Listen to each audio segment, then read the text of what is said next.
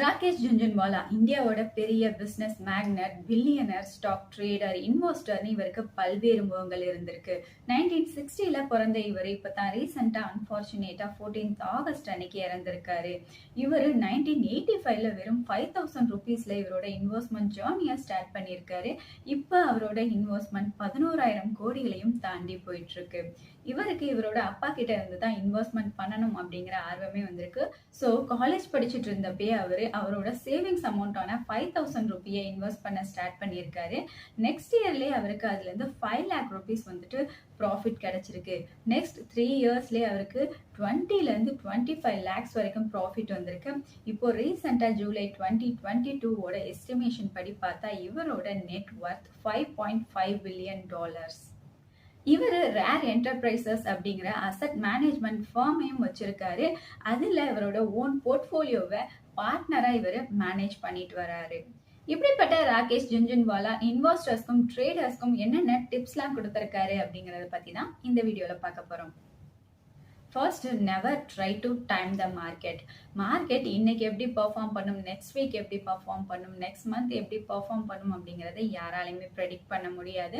Long டேர்ம்ல வேணா market இப்படிதான் perform பண்ணலாம் அப்படிங்கறத அப்ராக்சிமேட்டா ஒரு ரிசர்ச் பேஸ் பண்ணி வேணா நம்மளால சொல்ல முடியுமே தவிர இப்படிதான் பெர்ஃபார்ம் பண்ணும் அப்படிங்கறத உறுதியா யாராலையுமே சொல்ல முடியாது.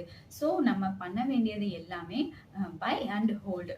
மார்க்கெட்ல எப்ப நல்ல ஸ்டாக்ஸ்லாம் சீப்பான ரேட்டுக்கு கிடைக்குதோ அந்த மாதிரியான சீப் ஸ்டாக்ஸ் எல்லாம் பார்த்து வாங்கி ஹோல்ட் பண்ணி வச்சுக்கணும். ஸோ அந்த ஸ்டாக்ஸோட ப்ரைஸஸ் வந்துட்டு மேலும் கம்மியானாலும் உடனே பேனிக் ஆகி அந்த ஸ்டாக்ஸ் எல்லாம் வித்துறாம லாங் டேர்முக்கு ஹோல்ட் பண்ணி வச்சு அந்த ஸ்டாக்ஸோட ப்ரைஸஸ்லாம் எப்போ ஜாஸ்தி ஆகுதோ அந்த மாதிரியான டைம்ல செல் பண்ணா கண்டிப்பா நமக்கு வந்துட்டு அதுல இருந்து ப்ராஃபிட் கிடைக்கும்.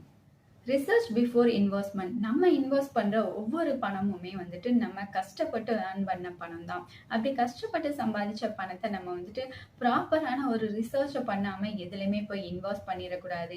அதே மாதிரி ஸ்டாக் மார்க்கெட் அப்படிங்கிறது ஷார்ட் டேர்ம்ல நமக்கு நிறைய பணம் வரக்கூடிய ஒரு கேம்லிங் மாதிரியான விஷயமா நினைச்சு அதுல இன்வெஸ்ட் பண்ணாம ப்ராப்பரான ஒரு ரிசர்ச் பண்ணணும்.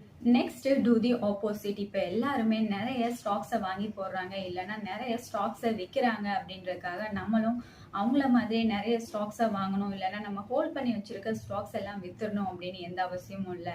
இப்போ எல்லாருமே நிறைய ஸ்டாக்ஸை வாங்குறாங்க அப்படின்னா அந்த ஸ்டாக்குக்கு நிறைய டிமாண்ட் இருக்கு. ஸோ நீங்க அந்த ஸ்டாக்கை ஹோல்ட் பண்ணி வச்சிருக்கீங்க அப்படின்னா அவங்க வாங்குற சமயத்திலேயே நீங்க வித்தீங்க அப்படின்னா அதுல இருந்து உங்களுக்கு கண்டிப்பா நிறைய ப்ராஃபிட் கிடைக்கும். அதே மாதிரி நிறைய பேர் இப்போ ஸ்டாக்ஸ் எல்லாம் விற்கிறாங்க அப்படின்னா ரொம்ப சீப்பான ரேட்டுக்கு அந்த ஸ்டாக்ஸ் உங்களுக்கு கிடைக்கிறது கூட வாய்ப்புகள் இருக்கு. ஸோ அவங்க விற்கிற நேரத்துல அந்த ஸ்டாக்ஸ்ல நீங்க இன்வெஸ்ட் பண்ணீங்க அப்படின்னா ஃபியூச்சர்ல லாங் டேர்ம்ல அந்த ஸ்டாக்ஸ்ல இருந்து உங்களுக்கு நல்ல ப்ராஃபிட் வர்றதுக்கும் நிறைய சான்சஸ் இருக்கு. Next, avoid emotional buying. Recession நடந்துட்டு இருக்கப்பே நிறைய ஸ்டாக்ஸை வாங்கி நம்ம ஹோல்ட் பண்ணி வச்சுக்கலாம் அப்படின்னு பேனிக் ஆகி நிறைய ஸ்டாக்ஸை வாங்கி ஹோல்ட் பண்ண ஆரம்பிச்சிருவாங்க. அப்படி இல்லைன்னா மார்க்கெட் நல்லா பெர்ஃபார்ம் பண்ணிட்டு இருக்கப்பே மார்க்கெட் இதுக்கு மேலேயும் இன்னும் க்ரோத் ஆகிட்டு போக நிறையவே சான்சஸ் இருக்கு. அப்போ ஸ்டாக்ஸோட ப்ரைஸஸ்லாம் இன்னும் ஜாஸ்தி ஆயிரும், நம்ம இப்பயே வாங்கி வச்சிடலாம் அப்படின்னு நினைச்சு மார்க்கெட் வந்துட்டு க்ரோத் ஆகிட்டு இருக்கப்பே நிறைய ஸ்டாக்ஸை வாங்கி ஹோல்ட் பண்ண ஆரம்பிச்சிருவாங்க. இப்படி மார்க்கெட் ஹையா இருக்கிறப்ப நம்ம வாங்கி போட்டோம் அப்படின்னா கண்டிப்பா ஷேர் ப்ரைஸஸ் எல்லாமே வந்துட்டு கொஞ்சம் ஓவர் ப்ரைஸ்டா தான் இருக்கும்.